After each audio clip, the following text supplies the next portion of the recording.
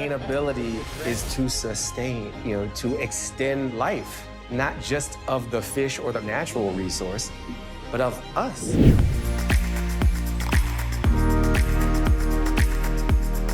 Yeah, I did this show because they promised me a free trip to Puerto Rico. And what I discovered was a revolution in how we feed ourselves and how we take care of our oceans at the same time. America Outdoors, my experience with PBS, was has been a wonderful 2 seasons of getting to know this country through people and their deep connection to nature. Hope in the Water, for me, is a kind of an extension of that storyline, but diving deep, almost literally, into the water.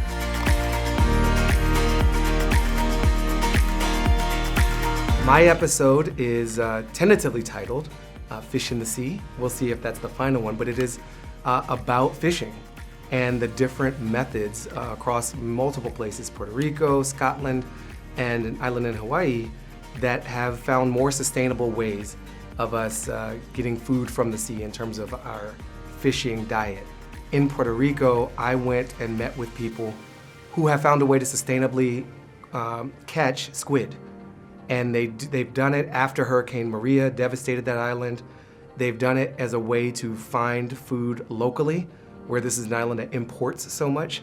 And they've done it to create economic opportunity for people who desperately need it. So they're solving a lot of problems, and they're doing it amongst a whole set of civil society groups in a way that's super inspiring. One thing that really impressed me about being on the shoot in Puerto Rico was we were hit with a storm. A very, very, very, very dangerous storm. I didn't realize how dangerous until the next day. We're being thrown, feet in the air. 2 feet off the deck, slamming back down. Couldn't see the other boats, lost total comms. And I was like, okay, cool, we're fine. And then the next day, he's like, yeah, really? He's a seasoned captain. He was very cool under pressure. You'll see in the footage, he's so calm. But then he revealed to us the next day how uncalm he was inside. And as someone who loves seafood, I spend a lot of time shopping for food, it didn't really occur to me, and it hasn't regularly occurred to me, that part of the price is danger, is risk, is anxiety and stress associated with someone going out on a limb so that I can enjoy some halibut, or some squid, or some conch, or some cod. And it really made me respect the work of the people and the work of nature, right? Both coming together so I can shove things in my face and say, really good. But man, I'm not gonna complain about the price so much anymore, now that I know the risk people are taking to get it to me.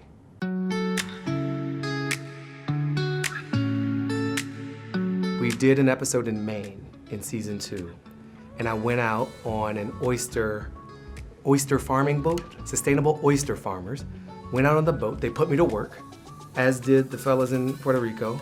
I got worked out on the squid boat. I got worked out on the oyster boat. And what the main story revealed to me was similar to what I learned with Hope in the Water, that communities are defined in part by the environment around them, their sense of ritual, their sense of purpose, their sense of what we eat, we are what we eat, economic opportunity. Dan Devereaux and the folks at Mirror Point Oysters were trying to create jobs to keep their children in Maine. And this issue of climate change and the changing nature of our foods, or what we'll need to eat. The reason I was on an oyster boat and not a lobster boat is because the lobster are moving to Canada. And it's not for the healthcare. It's because the water's still cooler up there, because we've heated up our oceans so much as they've stepped in to capture so much of the carbon that we've emitted. They've gotten hot, and various life forms are on the move in different ways. So that story really resonated with me. It was emotional, it was fun, and delicious. That is a really interesting combination. And so to be a part of Hope in the Water and experience a deeper version of that story, to spend a whole week on one of those stories, which is what I got to do with the squid fishing, was really satisfying and delicious.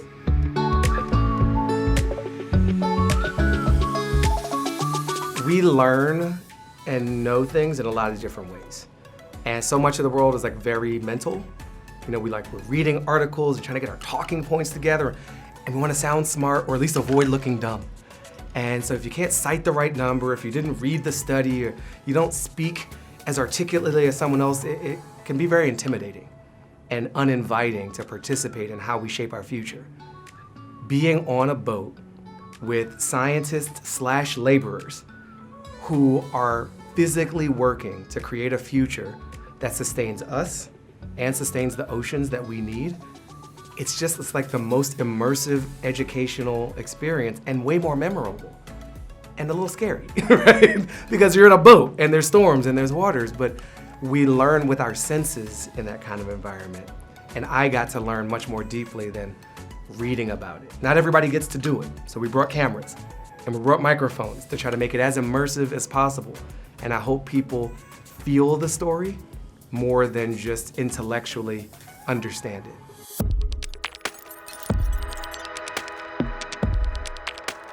I hope this inspires more conversations. I'm sure it will. Part of the beauty of this Hope in the Water series, and I think it's consistent with America Outdoors, is that we're featuring pretty regular folks.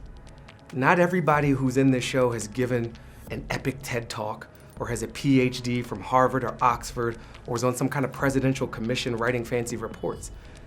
I've spent time with ranchers who are not famous, with fishers who are not famous, with kids who are not famous, with straight up laborers, wildland firefighters, and oyster farmers who are just trying to pay their bills, take care of their kids, and take care of this world so that the rest of us can pay our bills and take care of our kids and connect to each other. And there's a humility and accessibility to that I really hope that comes across in the stories that we're telling.